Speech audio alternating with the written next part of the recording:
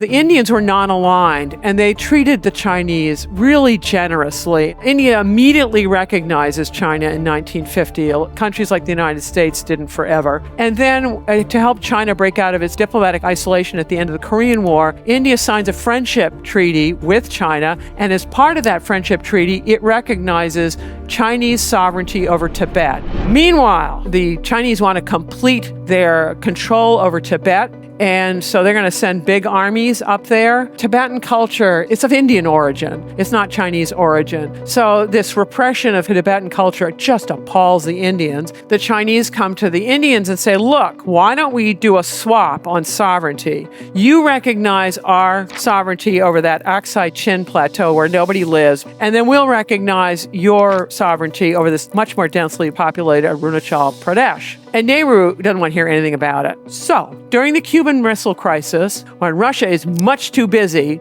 this is when China launches the 1960 Sino-Indian War, and China just plain takes the Aksai Chin Plateau. The Indians are appalled because they don't have any roads to be able to deploy up there, whereas the Chinese do. Their defeat is just total, and they can't believe the Chinese did this to them. Here's Nehru afterwards. There are not many instances in history where one country, that is India, has gone out of her way to be friendly and cooperative with the Chinese government and people, and then for the Chinese government to return evil for good, and even to go to the extent of committing aggression and invade our sacred land.